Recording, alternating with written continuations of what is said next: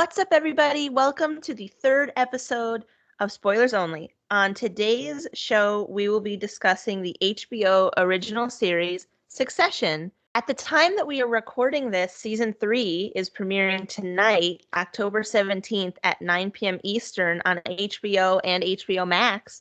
And later on in the episode, you will hear our real-time thoughts on the premiere. But in the meantime, we are here to discuss the first 2 seasons of Succession and what we think will be in store for season 3. So excited. So excited. All right, so first off, I think we should start off with the question that everybody has is who do you think the successor will be and why? So on this question, I have 3 main ideas in my head of where this could go. The easy answer is that it could be someone who is outside of the family. Although Logan always says, and one of the main things, especially in season 1, is that they want it to be a family-run, family-owned business. My thought has always been that they might bring in someone from the outside to remove any conflict of interest. And also, in my head, I was thinking that all along it could be Logan's plan to install someone as successor who is not in the family, and he's been doing this to sort of, for lack of a better word, torture the other kids into doing whatever they think is possible to get the power. The 2 main people who pop out at me when it comes to a successor is either Shiv or Greg.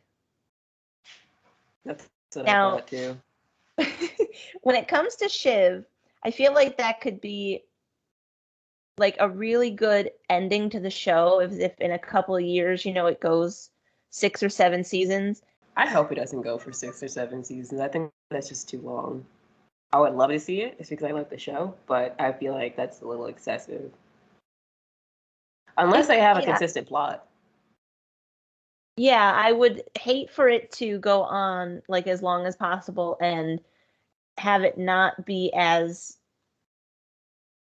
power packing as the first few seasons, because there really is nothing like this on television, and I feel like season 3 is just going to be a continuation of probably one of the best shows of our time right now.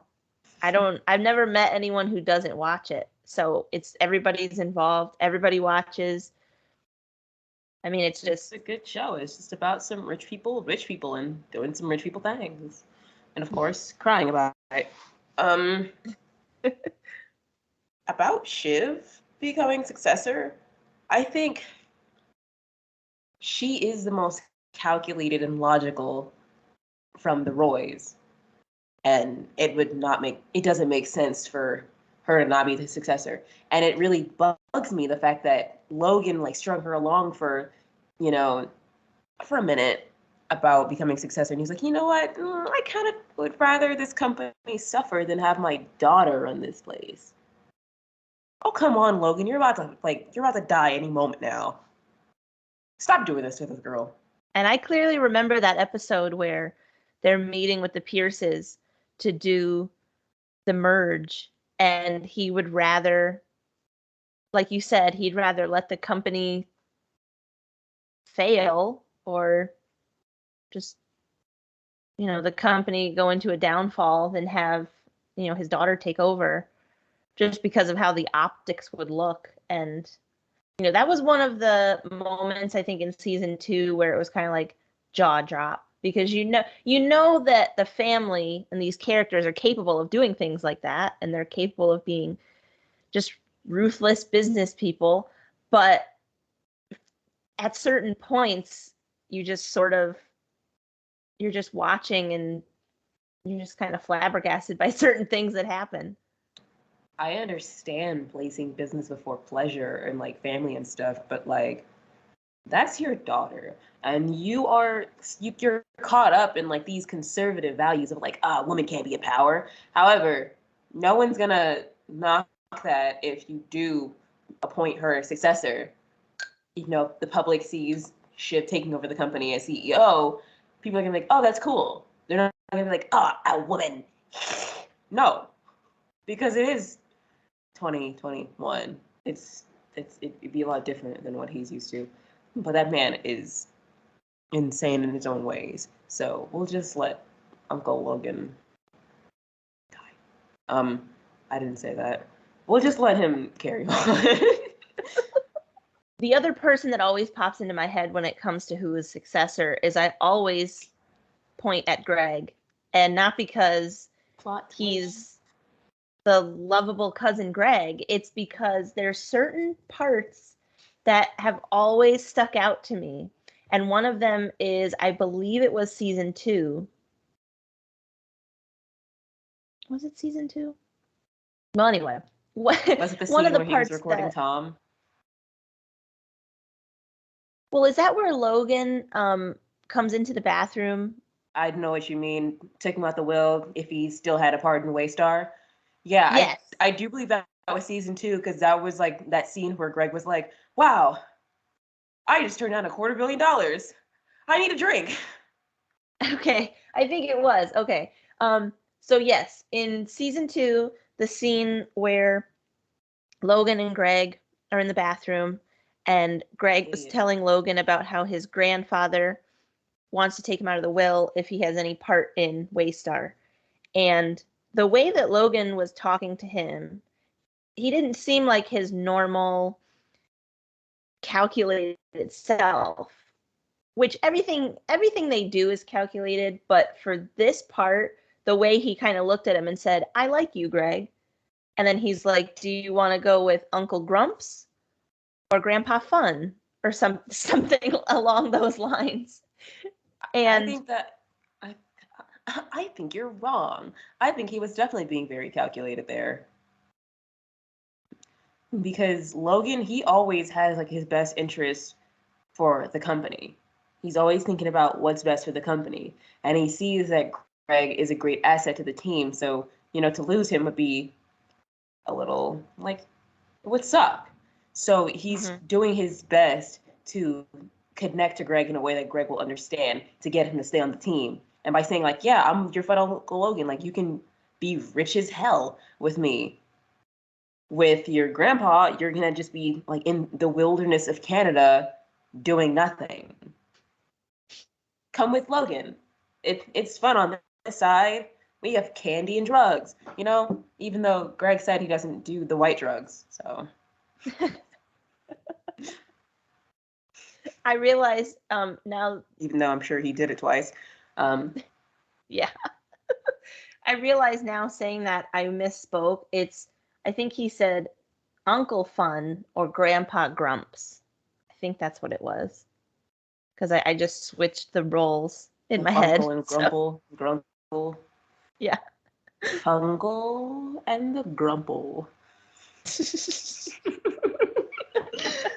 Yeah. With Greg, it would make a lot of sense because Greg, he is an idiot.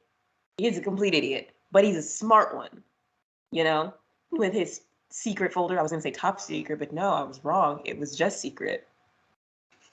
Mm-hmm. So yeah, with that whole situation with him politely blackmailing Tom, he was very smart, but his execution is very idiotic, and I feel like he definitely jeopardized himself with the testimony. But I think mostly Tom did that because Tom went first, and Tom kind of set everybody up. I think it's really funny that like in that scene, the guy was like, "Yeah, so do you know Gregory Hirsch?" He was like, "No, not at all." And Greg's literally sitting like 4 feet behind him. Tom, you already messed up 5 seconds into your testimony, already lying under oath. Jail time. Company shut down. Divorce immediately. I think the testimony scenes in season 2 are probably one of my favorite parts. I feel like Greg's is number 1. I hope I'm not being biased by that, but that was one of the most iconic and I think most quoted parts of both seasons so far. Like I think it just overtops any other thing that Greg has done. It's funny because like you go to any video on YouTube and it either has Nicholas Braun in it or it's about Succession or yeah, it's either Nicholas Braun is in it or it's about Succession. The comments are flooded with, haha, you can't break a few, you can't make a Tama without breaking a few Gregs, or if it is to be said, so it be, so it is. Like that's all the comments say. So I think it's safe to say that, yeah, if it is to be said, so it be, so it is the most quoted and most iconic scene in season 2. I want to say out of the whole show, but there's a couple scenes that I definitely would rank higher, but that's a personal opinion.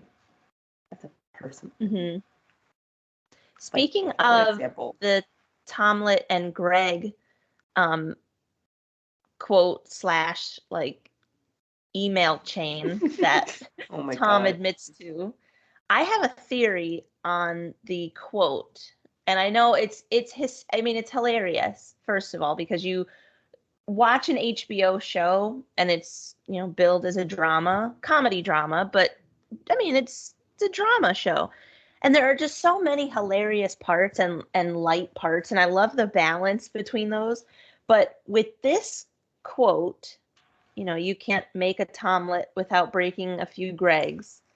I kind of nitpicked that apart and have this theory on what it actually means. And I could be very wrong, and I could just be, like I said, nitpicking this. So, what I think Tom was meaning behind the phrase, you can't make a Tomlet without breaking some Gregs. Basically, I think he means that he is not afraid to throw Greg under the bus, and he won't back down from basically trying to pin anything on Greg, essentially break Greg in order for him to be superior. I feel like Tom is using it as a metaphor to say that he'll step on or break Greg to get where he wants to be. And I feel like we've seen that sometimes. He's very comfortable with Greg being the scapegoat for things or doing his dirty work a lot of the time, especially in season 1 with the shredding of the cruise documents. So I feel like that was just maybe something small that the writers put in for us to sort of imagine where their relationship could go. I totally agree with what you were saying about Tom and the whole his Tom and Greg situation, because first of all, I just want to know why he sent it so many times in the middle of the night on company email, I'm sure. But I was mostly thinking that he was just being his usual Tom bully self towards little poor Greg. Poor little Greg. I said that backwards. Mm-hmm. But it makes a lot of sense what you were saying. That was his metaphor for saying, like, yeah, I am superior and you are disposable. I'll crack you as long as it gets me back on top. But Greg, he knows what he's doing. He knows what he's doing. Not necessarily in like directly, but eventually he knows what he's doing. So there's a couple of things with them that I have to pick with, and that's just the fact that Tom's a bully and I don't like him. Completely unrelated to Tomlets and Greg's, I want to see Greg just absolutely pummel Tom in the season. I think that there's a good chance that maybe towards the end of the season, because with the promotional things that have come out, there's a lot of them still being buddy, it looks like, from this point on. And I feel like maybe towards the end, since it is 9 episodes, we could possibly see a shift in their relationship. And like you said, it could shift to where kind of Greg is the top one, and he kind of calls the shots. Either he can call the shots, or he can just straight up beat on Tom, because Tom has beat up Greg not once but twice in this show. So, and I think it's totally uncalled for. So I think that there should be an episode where Greg's just like, I've had it, and he like Hulk rips his clothes, and he's like, Gah! And he just starts punching on Tom. And Tom's just like, whoa, Gregory, I didn't know you had it in you. Or something. I don't know. I know, and it's Ow. It's something. I just essentially wanted to give you. I mean, anything is possible. Anything is possible on this show, and hopefully, because I do see a very mixed discussion on Twitter and online about the show, and I see there are a lot of people who like Tom, and there are a lot of people. Everybody loves their relationship, and it's just like, you guys all need help. You need therapy. This is not a good friendship between them. Once again, I have never once seen him ask Greg, hey, buddy, how's it going today? It's always, God, Greg, you do my dirty work. I hate you. Listen here, Tom. Tomfred. Tomery. I don't know what Tom is short for. Thomas. Yeah, that. Thomas Wamsgans. I've had it up to here, buddy. Anyway, be nice to Greg, please. I just hope any fans and anyone who has voiced their opinion about the way that Tom treats Greg, I hope that the writers listened for season 3, and I hope that we can see maybe some cracks in their relationship. I mean, I don't think they're gonna have cracks in the relationship. I guess because he likes having Greg around, considering he had a whole breakdown about Greg saying he wanted to leave cruises. Mm-hmm. Of course, that's because he used Tom's trigger word, open relationship. But Greg has done his fair share of little nasty jabs at Tom, whether it be unintentionally or directly. And Tom was just like, you know what? Stronger bond. Like him, but essentially saying yeah, I'm blackmailing you. You can't use this over me. And then, hey, Tom, your wife is cheating on you. She's sleeping with someone else. A lot of things. And I feel like in that scene when Greg tells Tom, and I think Tom has already had some sort of vibe since then, he kind of had a feeling something was going on.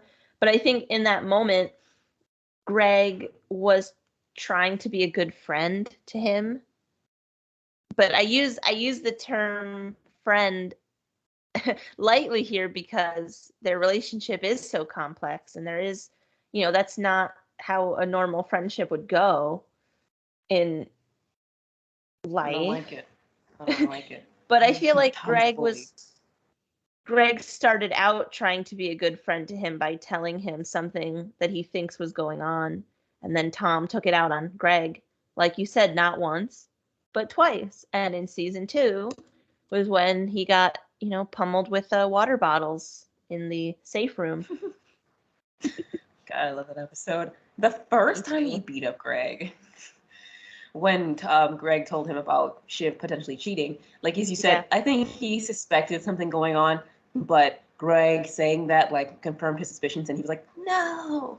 And that was him taking out his frustrations, and Greg just so happened to be standing right there. And then Greg's an incredible pushover, so he just kind of let it happen.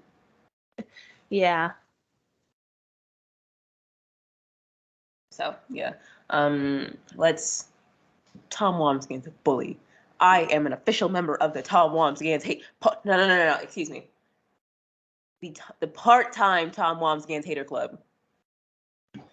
I am sympathetic over him in his relationship with Shiv, because that is a tattered marriage already.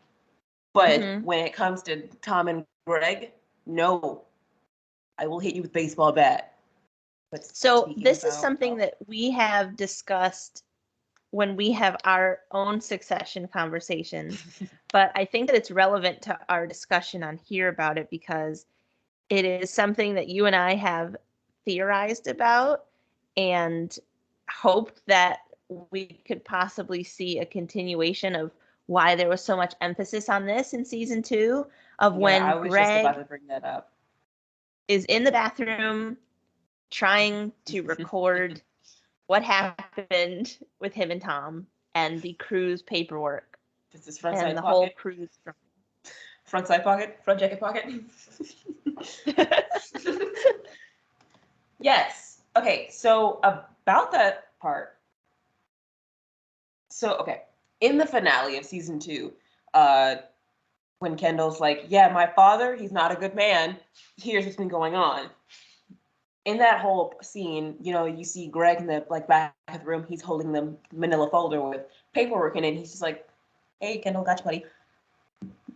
I'm pretty sure those leftover papers that he pulled from the fire are in that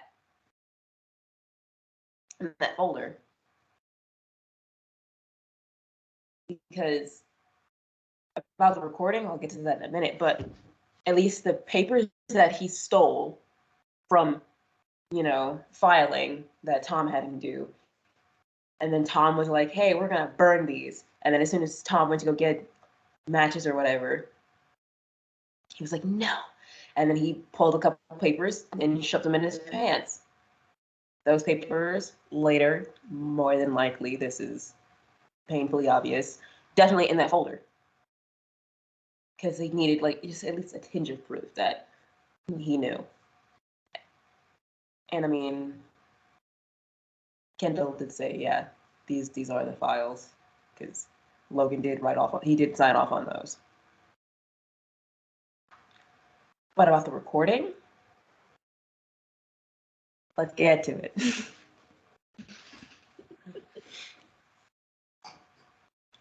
What do you think that's gonna be?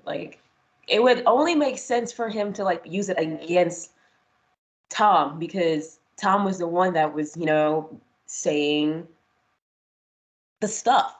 Tom was the one being recorded. Tom incriminated himself.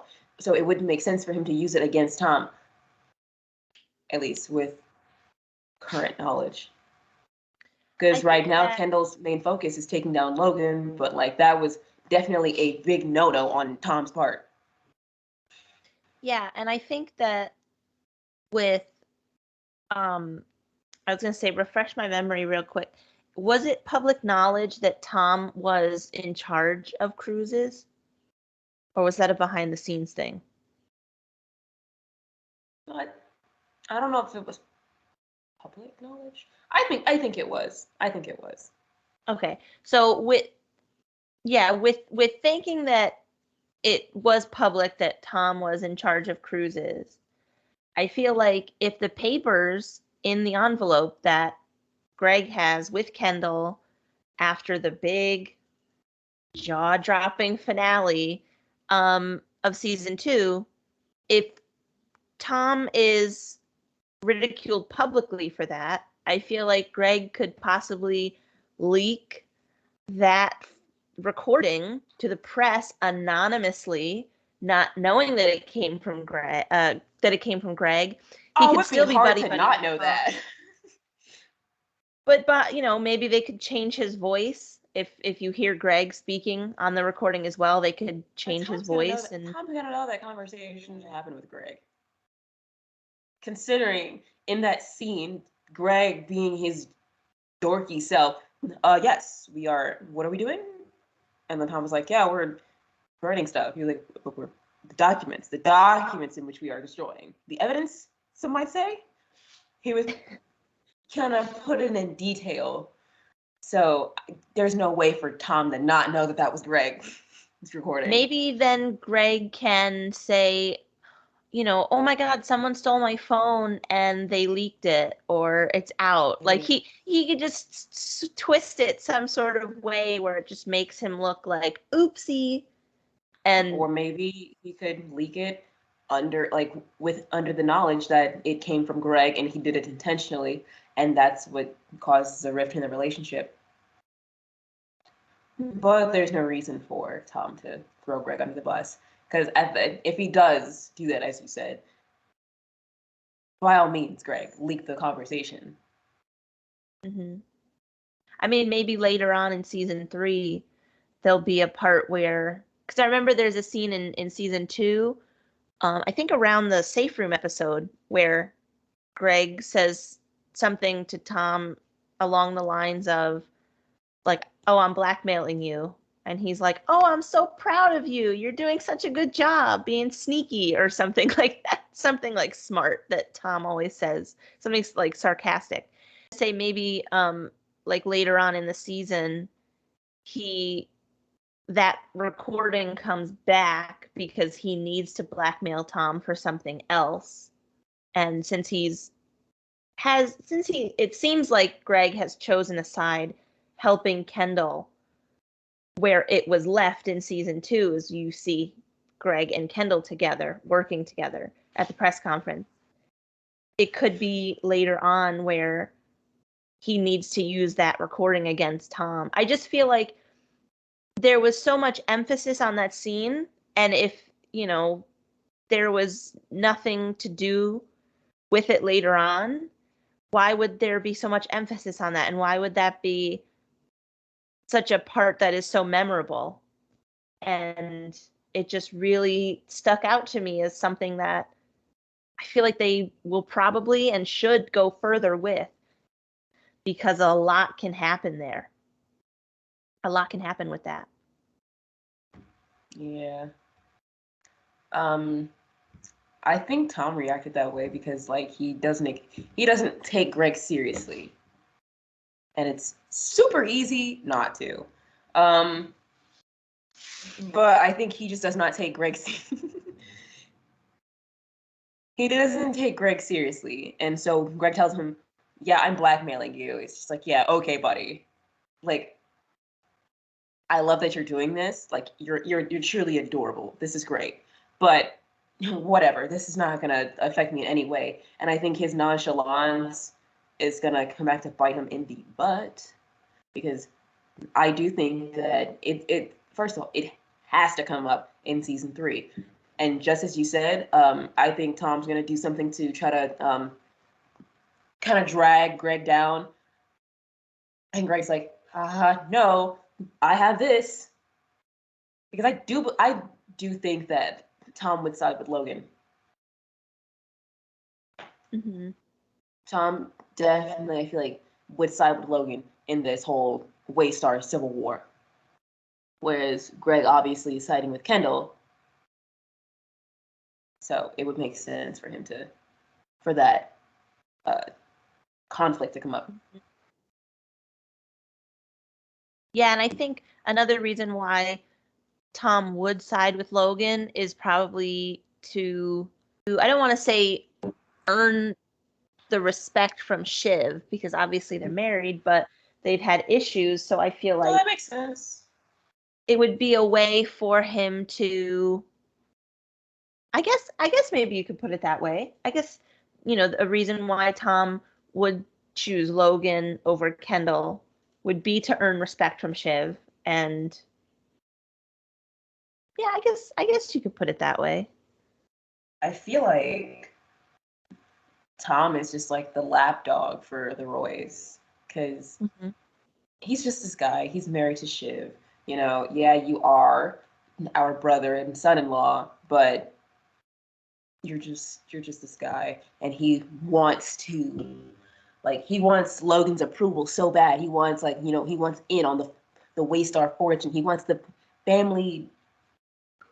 He wants to be in on that, but nobody really takes him as seriously. He's almost like, the way he treats Greg is the way he gets treated by them, and on a smaller scale though, because Tom's definitely more involved than Greg, and that's just because Greg's dumb.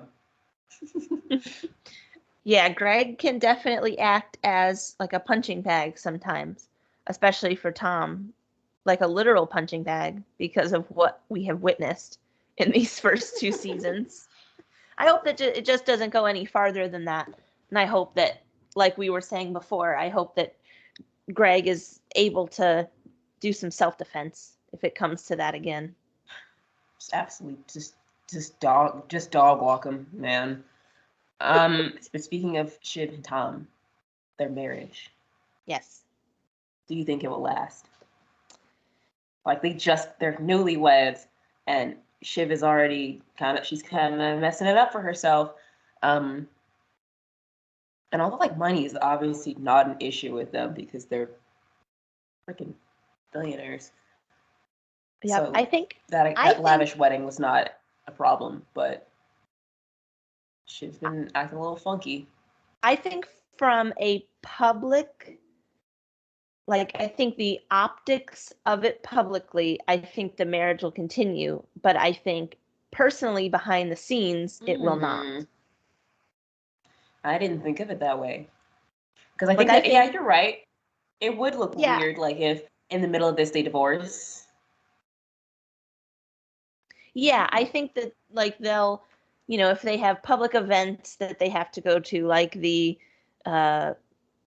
birthday party for Logan, or not the birthday party, the celebration for Logan in Dundee and things like that. I think where there is press and where there are people who have opinions and will talk about the Roys, I think that it will be a publicity stunt. That's the word I was looking for. I think it'll be like a publicity stunt. And because I do think that there are feelings between them, I think that they do love each other, but I don't see it continuing as is because it just kind of complicates everything. Yeah, it just, there's a lot going on in the show aside from their marriage. There's a lot going on in their family aside from marriage troubles.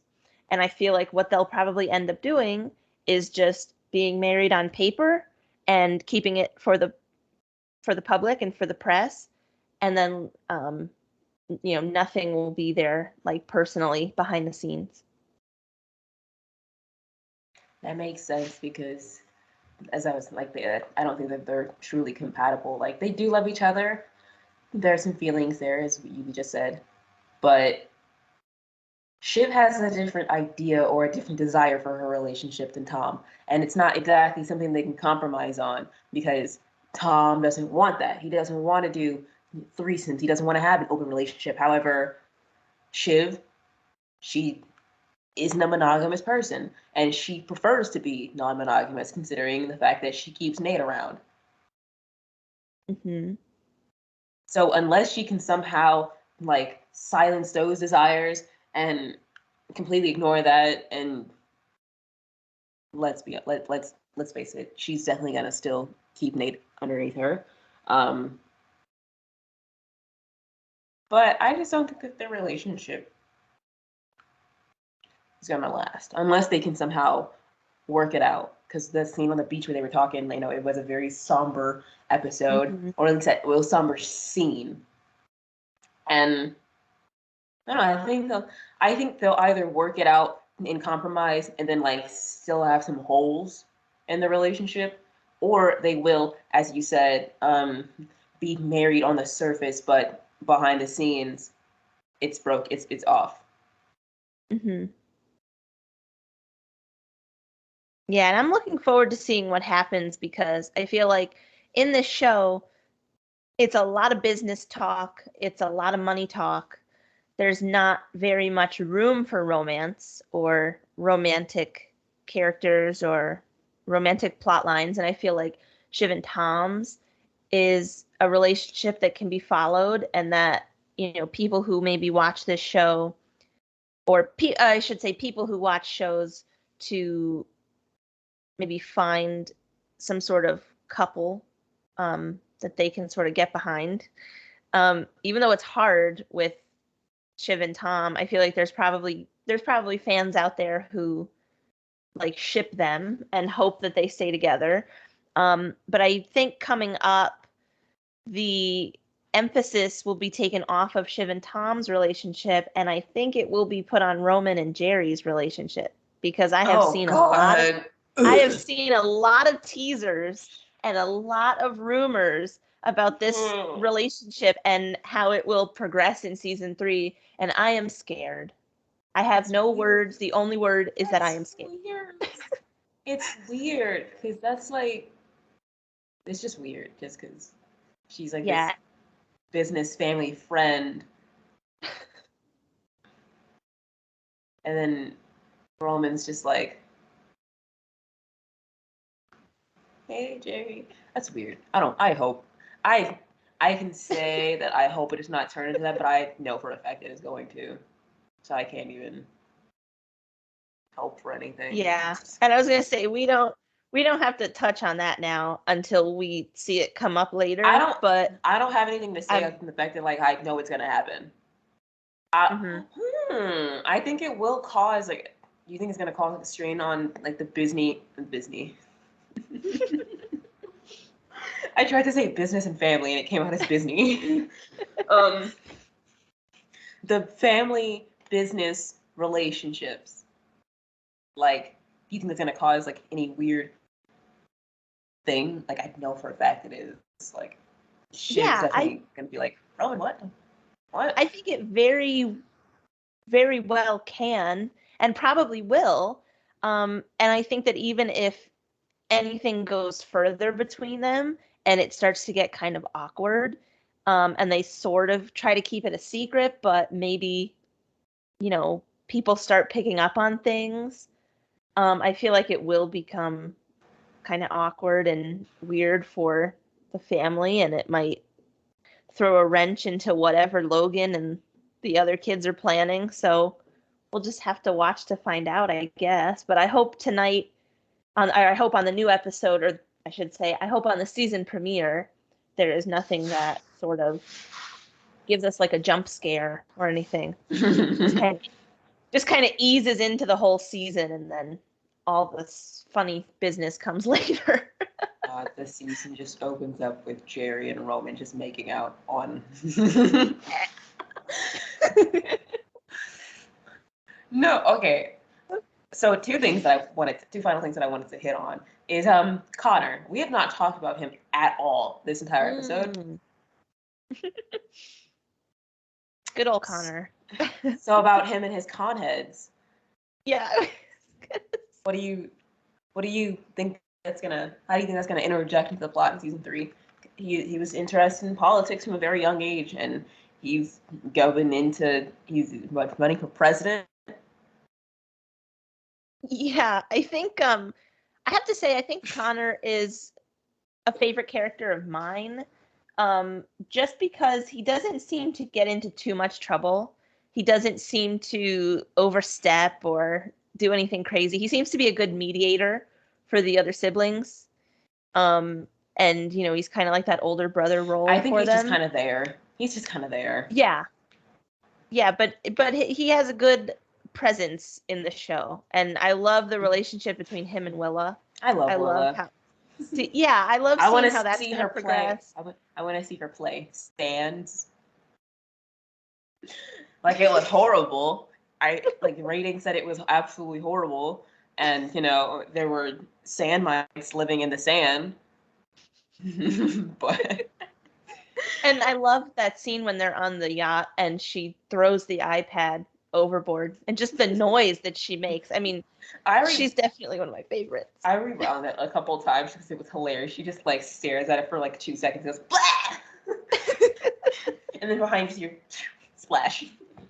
That was hilarious. But yeah, I think I hope that Connor has a bigger role this year, because I feel like since his character was around for a lot of stuff in seasons 1 and 2, but I feel like we never really got a clear answer on which path he could take. If he's going to be close to his father, if he's going to be maybe someone who is like an outlier, and maybe he picks an unpopular decision or something, something along those lines. So he's getting into politics for whatever reason. I think he's gonna either choose his dad's side to be a traditionalist, He's like, yeah, that's my dad. Or as you said, an outlier, Kendall, because it'll make him look better because there is this stuff against Logan that no one would want to like have on their back. So like all the sexual assault cover-ups, and you wouldn't want it. You'd rather choose the guy that's opposing the guy trying to cover that up. So I think he would choose Kendall's side to make himself look good, or he's gonna choose his dad's side to be like, oh, that's dad. I love him. He's done nothing wrong, and he's gonna try to play the card that like Logan's done nothing wrong because Connor is an idiot. I think that in this upcoming season, if Connor continues his path for politics, and let's say he's on a debate stage and he does choose Logan's side, or he kind of stays indifferent, sort of in the middle. And then, he gets questions from the moderators about all the scandals engulfing the Roy family and the Waystar Royco business. I think that will not help him very much with going to higher office. I don't see him progressing far into politics. But maybe that's how they'll get us. Maybe that's how they'll get us. Like, the Roys, they're trying to take over everything. Mm-hmm. Here's how you mentioned the debate stage scene. Here's how I think that scene will go. Because I didn't even think about that. Okay, so the moderator goes, yes, so there's like the whole issue with, Waystar, your brother Kendall, and your dad Logan. Like, is there a side that you take? And Connor goes, listen, my name's Wes, and I stay out the mess. Mic drop, walks off stage. And we never see him again. He just disappears. Back to the desert with Willa. So Kendall, straight up, almost killed somebody. Or at least someone died in his midst, and the guilt has been eating him up. After that happened, he came clean to Logan. Logan kind of took care of him. It was like the actual, like, it was the first time we've seen him like doing something almost parental. Because he definitely, like, he made sure Kendall was good. He stayed, close. He checked up on him. And he kept it, like, under wraps. And of course, that was for the best interest of the company. Because, like, we can't get, like, this out about you, like, doing coke and driving off of a bridge and a kid dying in the car with you. Do you think that's going to come up and bite Kendall?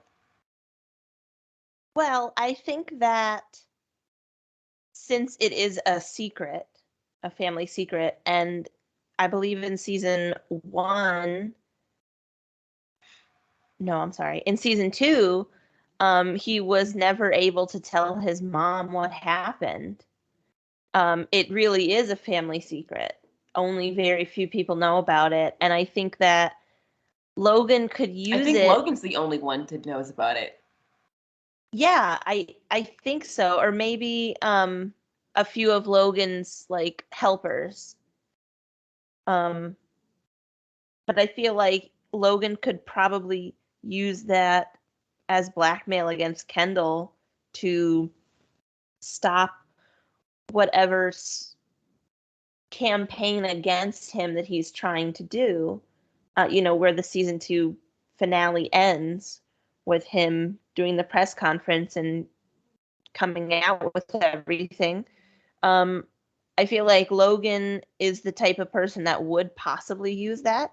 He could, leak it somehow. He could tell somebody and they leak it. I feel like there are a lot of options there. I feel like that'd be incredibly low, even for Logan to straight up tell the press. Mm-hmm. Yeah, remember that one kid that died at, that was Shiv's wedding, right?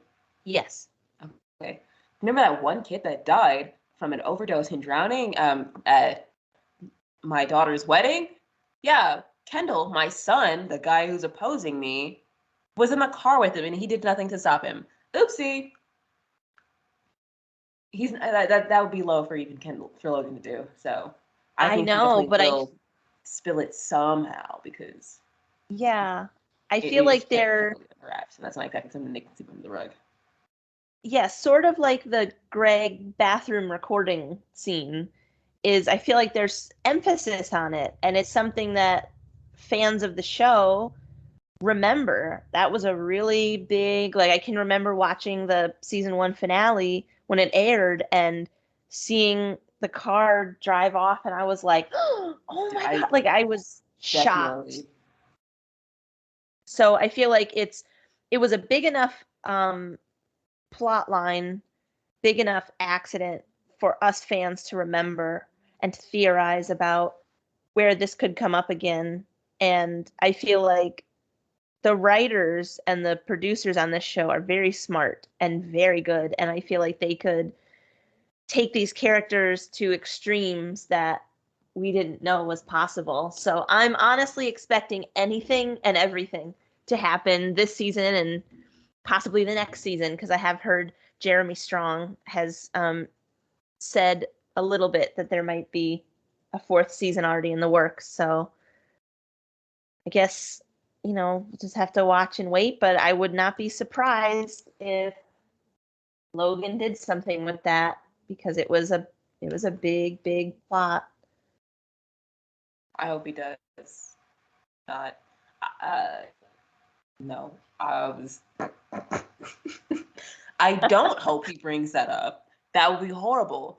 I meant to say, yeah, I hope there is a season 4. I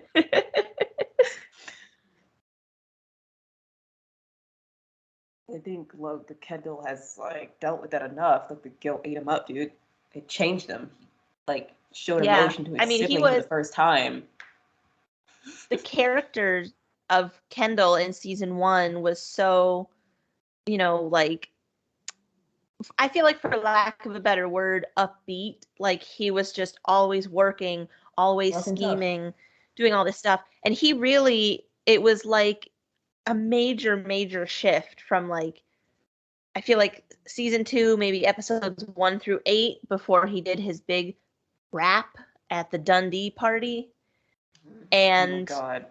I feel like that was the only part in season 2 where he sort of came back alive and he was sort of like his normal self.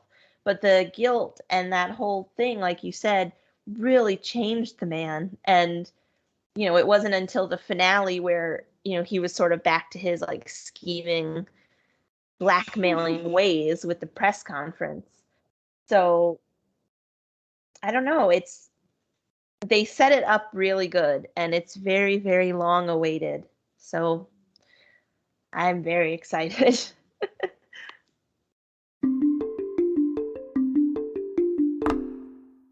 Alrighty, so we are back from checking out the season 3 premiere. And we are back with thoughts and notes. Becca, would you like to start us off? I'd love to, Inea. Thank you.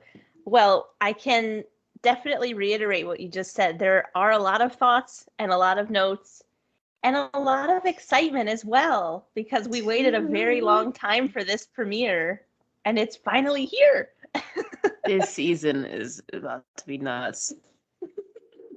I, It was such I, a strong start already. Let's start off talking about Kendall and Logan, since that's like the broadest thing. It's obviously the yep. central focus of this season. Logan, I think he's definitely changed. He's got more fire under him right now than he did before. And Kendall definitely was the one to light the match, obviously. Yep. And So, I think back in, because I was rewatching a lot of important parts to get ready for this, because it has been a long time since it was last on. And in the season 2 finale, there's a clip where, I should say, there's a scene where Logan and Kendall are talking.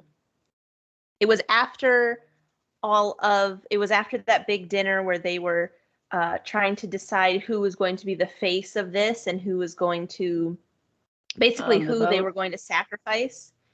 And Logan and Kendall are talking, and Logan says, "You're not a killer. You have to be a killer." And then they zoom in on Kendall, and I just feel like rewatching that and knowing that this season is going to be dad versus son or son versus father.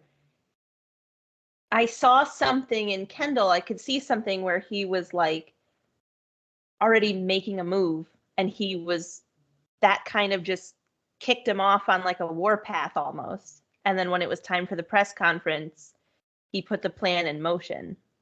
I think that whole dinner scene is what kicked off Kendall for starting this, because in that whole thing, we see that in order to save face for the company, he would much rather throw a family member, one of his own children, under the bus and pretty much save himself and save his name.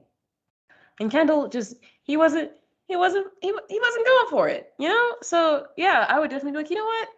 Listen, guys, here's the whole truth. My dad was lying this entire time. So definitely hashtag Team Kendall. Mm-hmm. Hashtag Team Kendall.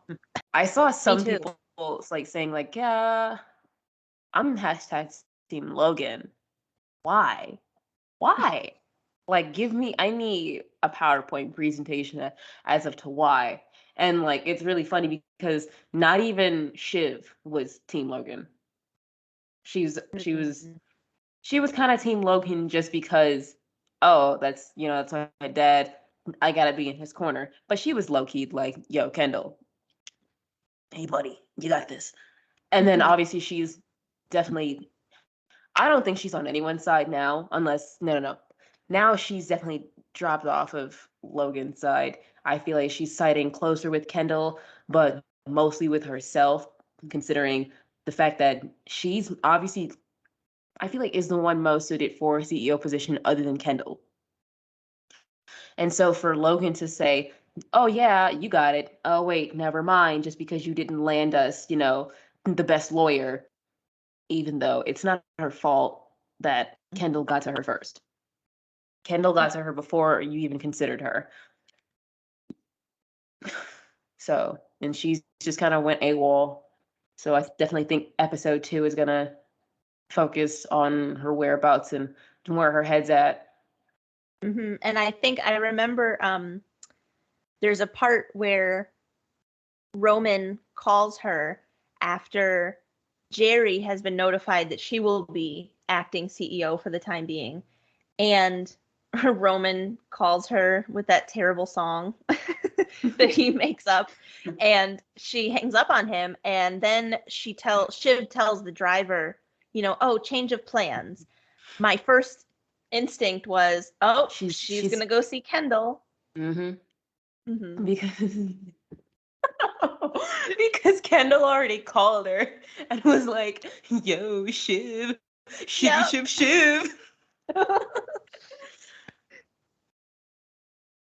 Yeah, and Definitely. then when they were on the tarmac, she was asking Tom, oh, by the way, did you get a call from Kendall? And he's like, no, did you? And she's like, no, I was just wondering. So I feel like, I Playing feel like dirty. if, Homegirl playing yeah, dirty. I feel like if Logan had made her CEO, she would have stayed Team Logan. But now that I feel like that was his last chance to sort of secure his daughter being on his side. And now I think that it's going to shift, and I think she's going to drift back to Kendall's side. Yeah, about that. I think that it's really weird that he's pretty much singing a different tune when it comes to appointing a woman as CEO or as acting CEO. Mm-hmm. Because last season he was talking about, oh, I'd rather this company die than let, a female be the face of this company. Yeah. I'll never be the face of this brand. But then he seriously considered like, huh, maybe someone young, maybe someone woman. So it was between Jerry, Roman, and Shiv, which Roman, I think subconsciously he wants it. He's always wanted it, but he subconsciously knows that he is not fit for the role, which is why he was kind of pushing Jerry up there. But it's also because he's got a thing for Jerry. Mm-hmm. And it was evident in this episode as well. And, I think that after Roman made the phone call to Logan, That upset I just me. knew it was over.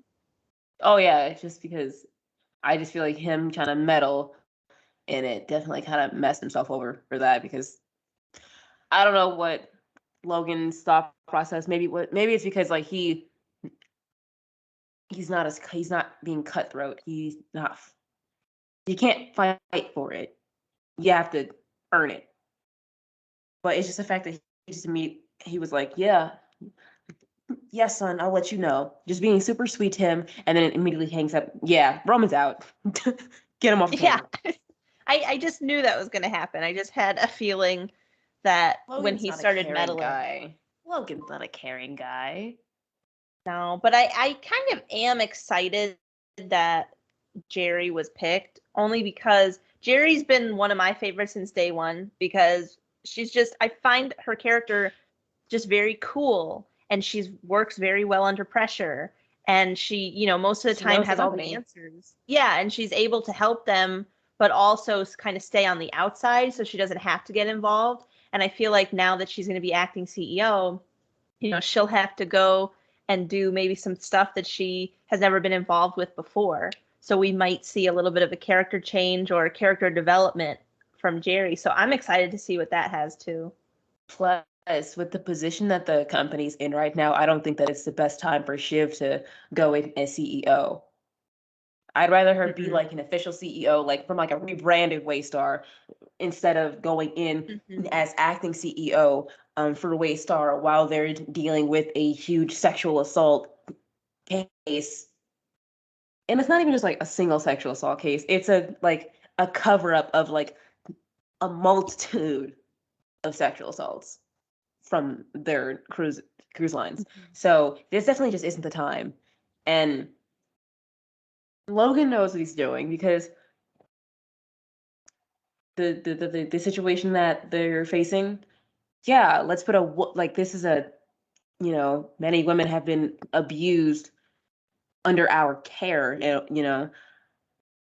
how about we try to make our company look good by having someone else come in? How about a woman? Mm-hmm. Logan knows what he's doing. That's the only reason why he wanted to appoint Shiv at first. So I just don't think Yep. that's the best time for Shiv to jump in as CEO. No, I totally agree with you. And I think that to, paraphrase Greg with this, I don't think that Shiv would like it in the death pit. Speaking Because of Greg, oh wait, you yes. you finish that. No, I was going to say, let's talk about Greg, because, I know that Kendall and Logan were the main focus of this episode and will be the main focus of this season. But Greg had some great moments tonight on this It episode. was a strong start for our boy Gregory. Oh wait, speaking of that, you noticed how last season he was like, "Yeah, I'm going by Gregory now," and nobody has acknowledged that. No, and I rewatched that episode. I believe that was the Turnhaven episode where they went to meet with the Pierces, and he wasn't on that trip. He wasn't a part of that, but he comes into the house after everyone's there and the deal's been finalized, and he's like, "Hey, I heard the good news." And then they're like, "Oh, Greg," and he's like, "Actually, I'm going by Gregory now." And like Yeah, no and one then cares. ever since then, it's always just been Greg. Nobody's ever referred to him as Gregory, ever. In fact, I think that people have referred to him as Gregory more before he said that than after, Mm-hmm. which is that's just wrong. I know. I hate to do it, but I'm still gonna call him Greg. Yeah, I mean, No, cousin Greg, it just kind of rolls off the tongue better. yeah. So what really upset me, well, that upset me. It made me feel uncomfortable. Just I felt secondhand embarrassment. It was that scene where Greg's talking to Schneider and her assistant or something, Yes. and he's talking about being like the media monitor for Kendall for the day, and then he just keeps talking and talking and talking and talking and talking, and then It's funny because I remember Nicholas did an interview for GQ, and he said, "Yeah, he something like, yeah, I'm a lot like Greg. It's just that Greg is the absolute worst. He does not know when to stop talking. Situations in a situation where you're having a conversation with someone, and usually there's a cue where it's like, all right, I'm gonna stop talking now because it's a little awkward. Greg does not have that internal cue. He just talks and it makes the situation worse. We saw that in this episode because Greg just decided, oh, okay, I'm gonna keep talking about literally nothing. What's her face? The blonde lady was like, she showed genuine disinterest, did not care, just kind of kept shrugging him off. But he just kept going. You know what? I'm gonna talk about my mom. I got her a credit card. I had to cancel her credit card. She's panic buying Nutribullet. That's funny because she doesn't even drink smoothies. Shut up! Shut up! It was like a cringy moment, I guess, for Greg, because it was you think that there were a lot of moments where he could have just kind of quietly ended the conversation, or it was sort of like a one-ended conversation. There was no conversating from the other party, and he just kept going and going. And I don't know if it was like nerves. I don't know if it was I don't know if it was nerves or what, just everything, nerves because of everything that had happened during the day. Because I mean, that's a lot to happen in one day. I mean, that's a lot. So it was just it it's definitely like you said, a very very awkward moment. I think it was nerves and also Greg just being an idiot. I said it a lot earlier, like Greg's an idiot. Yeah. But he's a smart one. I remember he said that. He has his moments. Yeah. But with Greg in this episode, there were a lot of good Greg quotes. Like, I was very happy with the Greg content. I feel like some of the best ones were when him and Kendall were in the car. In the car. Yeah, and when he's reading off like the hashtags. Yeah, the Pope followed you. Yeah, and I don't think like the actual Pope. It might be a Pope. No, I think it's not the Pope. No, it's a Pope. Excuse me. Yeah, he's like, you're number one. You're trending ahead of Tater Tots, and it's like, when does Tater Tots ever just trend on Twitter? Like, to be fair, Twitter has like the most random things trending. And I love when he was like looking at all the memes, and he's like, you've got some good memes there. There's a lot of good memeage happening. It's like, I'm gonna use that in my personal life to describe things. Like, oh, there's a lot of good memeage happening today. But I think the best moment, like, I guess on the side, like the best comedic moment of the episode, because it was like a very like high stakes, heart pounding sort of thing. There was a lot going on and a lot to follow. But one of the more lighter moments was when Greg, they were on the chase, or they were being chased, and Kendall's assistant says, I think they're trying to get rid of your what is it? They're trying to get rid of your access to Waystar. Like, you won't be able to go in the building. And he's like, all right, change of plans. We're going somewhere else. They end up going to Rava's. But Greg is like, oh, this is like OJ if OJ never killed anyone. And then Kendall's like, who says I never killed anyone? And he just does this goofy smile, and I was screaming. No, because I was screaming. Oh my God. No. Okay, so he just kept saying OJ, OJ, OJ. So I'm like, okay. I know exactly where this is going. You mentioned OJ Simpson. And I knew exactly where it was going, and I'm kind of glad it did. So that I think that kind of shows that that's going to come up later on. Mm-hmm. Because that's not just something you just like kind of laugh about. Who says, except if OJ never killed anybody, who said I never killed anyone? And he's just like, they really zoomed in on him.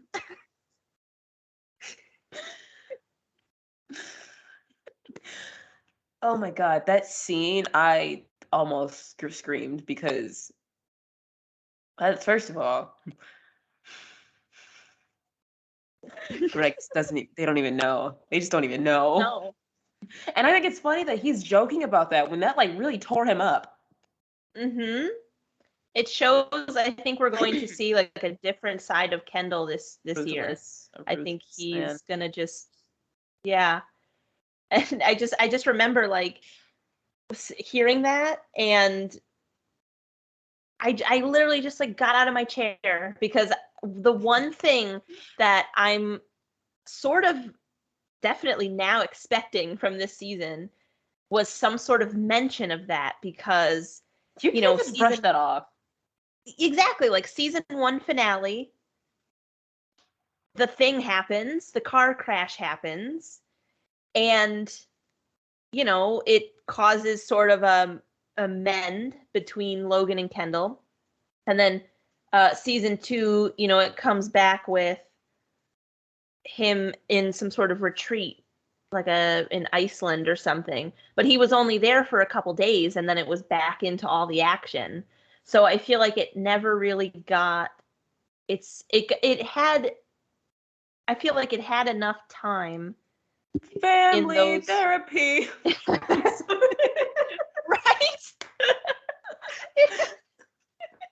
I feel like it had enough time in season 1, and it was a very good sort of jaw-dropping, exciting ending.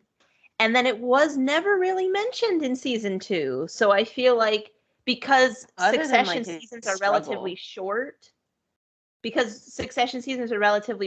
10 episodes, I believe season 3 will be 9 episodes. It still lingers in the fans and the avid viewers' minds that, oh yeah, that did happen in season 1. That wasn't that long ago. And I want to see some sort of continuation. So I think that was a foreshadow of what's to come. 100, it's gotta be. But speaking about them being at Roth's place, no. Before I get to that, the best Greg thing is, since we were still talking about him, it's when they were just leaving out the building, and then Greg's just like, no comment, no comment, no comment, yes! No comment.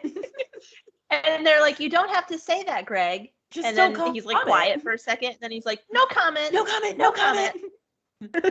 And then he just gets in the car, he's like, stop it, shut up, no comment. And there's that part really early on in the episode where Kendall's in the bathroom, and Greg's like, hey buddy, are you okay? I don't think I'll be able to break down this door. It was a really good night for Greg. It was a really good episode for Greg. Strong start for our favorite cousin. Yep.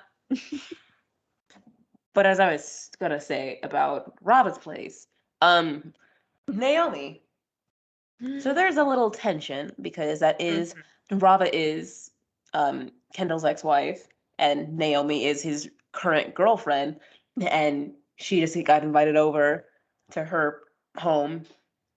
And I think Naomi definitely was overstepping a lot.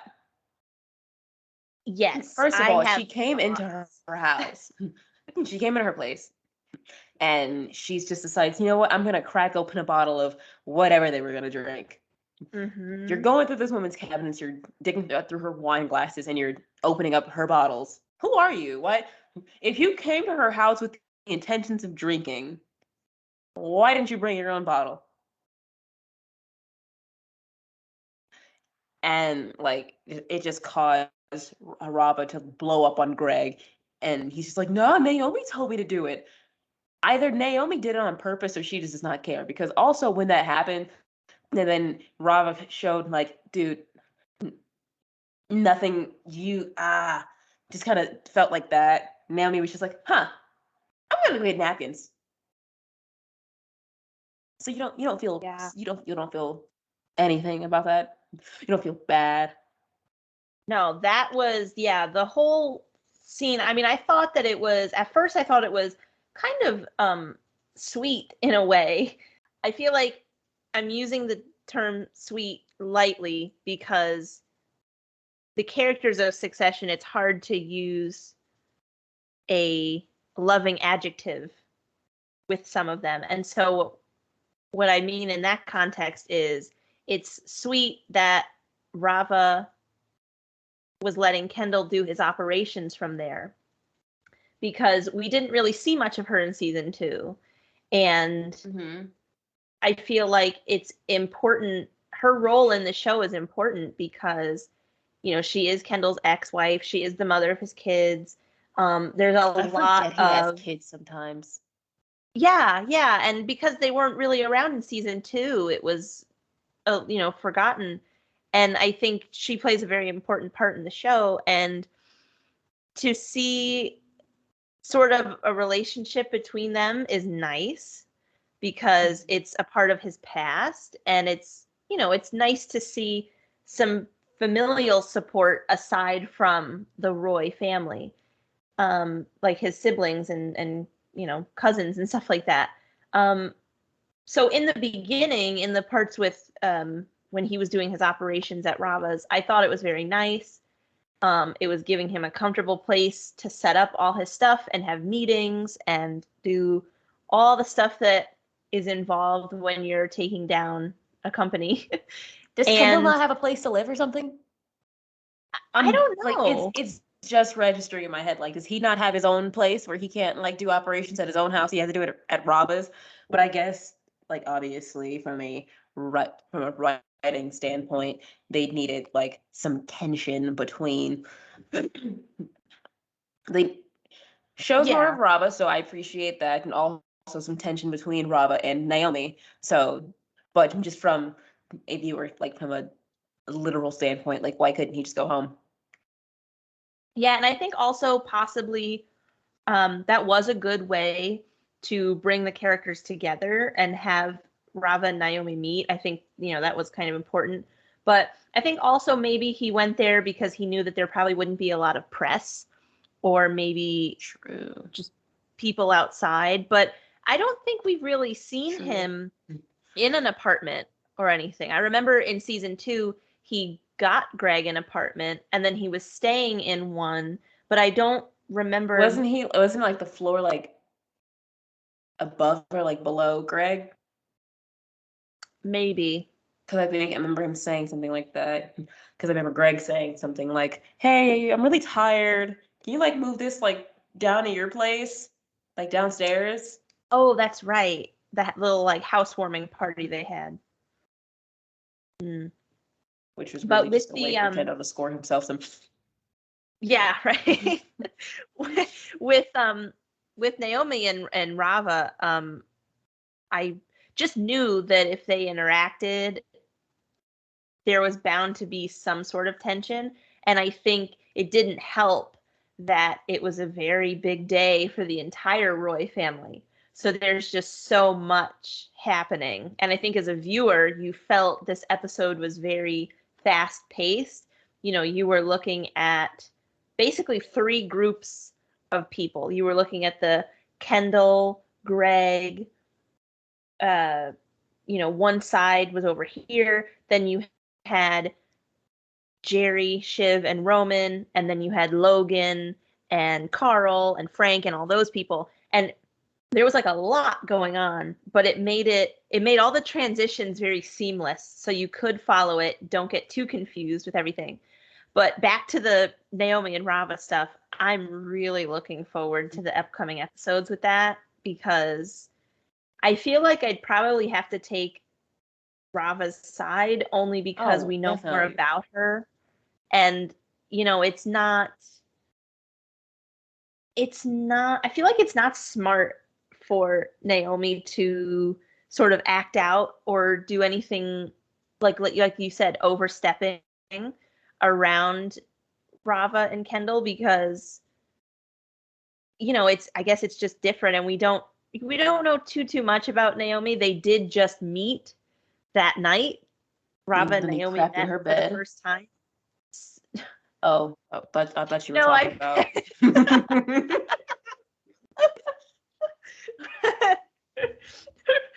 That you were Rava, talking about Kendall. no. Rava and Naomi met for the first time that night. And then as it just went on and progressed, she was, opening wine from her godfather, and she kind of took it out on Greg, but It's Greg just was because like, she saw him doing it, but I don't understand why Rava even did that in the first place. mm, poor Greg. Not Rava. I mean Naomi. Like Oh, it's not yeah. it's Yeah. not your house. Why are you opening up someone else's wine? You didn't ask? Hey, mind if I crack this open? Or hey, let's drink. Is this soap free? As she said, did you not notice the dust on it? But also, once again, Yeah. it's not your house. It's not your house to be just busting wine bottles open. So you could have definitely brought your own if you plan on drinking. I just feel like Naomi really had no place there anyway, other than to, be Kendall's shiny new toy or whatever. Yeah. Because that was definitely like a business operations day, press, doing all that stuff. And she really had no place there. So she really could have just stayed out, but whatever. So yeah, Team Rava, Mhm. Team Kendall. I agree. Did you notice that they changed the intro? Yes, I did. So what'd you think? Well, I was glad that the music didn't change at all, because that's Oh just no, iconic. no, no, no, no! You can't change that. The score of this whole show is phenomenal. But yeah, I noticed some new like footage in those pictures. I noticed there was one that said Waystar Studios, and I never remember seeing that before. So, I rewound it because I'm like, wait a minute, studios. But I remember, I think Shiv talked to Shiv and Roman, or Shiv or Roman, saying something like, "Yeah, we make movies. Why?" When they were just talking about like all the stuff that Waystar does, mhm. and I was just like, okay, that's so essentially they're like Disney if Disney had a news channel because they have cruise line, amusement parks, they make movies, they have the news. Um, what else do they have? Well, you know what? Now that you just said that, Disney does own ABC. Wait, that makes a lot of sense because I used to watch Disney Channel shows on ABC as a kid because we Yeah. didn't have Disney Channel. So, that's interesting to think about that. In my head, I've made the connection like, oh yeah, Waystar, they're like Disney. They're like Disney because they have like so many different operations that are seemingly Yeah. disconnected. Like, why do you have a news thing and like have amusement parks and cruises, and you're both in like business, finance, entertainment, vacation, like resort type. It's just you're just doing anything at this point. Yeah, like Bright Star is sort And of like Disney also World. and also the satellite launch? Satellite Oh, launches. yeah, So yeah, they're just doing everything. they're doing everything. I guess now, like thinking about it, there are a lot of similarities between Waystar and Disney. Let me find It's out that interesting though to think about. that's supposed to be not Walt Disney, but this Disney Disney Yeah. a reference to them. Hmm. Never know. Or at least to lie, you could know. Could know very easily. I think that pretty much sums up all my thoughts on. Yeah, I think for me too, I think that was all summed up, and I think there was a few times where I had to rewind the um I had to rewind a few times the little montage of in the weeks ahead on Succession, just trying to unpack everything. And by the end of the episode, as well as the teasers for the upcoming episodes, my face was red, especially after when like Kendall was yelling and everybody was like just overlapping chatter in that room. And then there were, I didn't watch the teaser. I don't like watching those. It's like oh, I want to see everything like fresh where it's like when it happens. The yeah. teasers, I feel like it takes away. You're pretty much giving us a spoiler sometimes. some shows. Yeah, It's and like, it was fairly short, so I wouldn't say too much was given away, but there was an emphasis on Greg and Logan's relationship to come, and there also really, was and there also was a lot of FBI. There were FBI why am I people acting wanting surprised? to search, and yeah, so I recommend giving it a watch if you want No, to, no, I'm because gonna save I want to it, save like all the visuals like for the first time next week. it is very exciting though. I have to say that. I should say it was a good like the little teaser that they did, it was a good sort of reward for having to wait so long for the for I this new feel like season. the episode itself was rewarding enough. It definitely was a very strong start. So Yeah. this season, I've got some high hopes for it. Me too. I have high expectations. I'm just counting down the days till next Sunday, and I can't wait to see what's next with the Roys. So thank you guys so much for listening to our mega sized Succession special episode of Spoilers Only. We had a blast recording this because Succession is one of our favorite shows right now. There's really nothing like it on TV, and it's a lot of fun being able to talk about it, being here in the spoiler zone. So if you have not seen Succession, please check it out. It is such a good show, and this season's gonna be super intense. So I highly recommend watching it if you have not. And if we haven't made it sound interesting, I'm sorry we failed you. um, Make sure you subscribe to us on YouTube, spoilers only. Let's check us out on Spotify if you prefer just audio. Follow us on Twitter at spoilers only duh. We hope to catch you back here next time on another episode of Spoilers Only.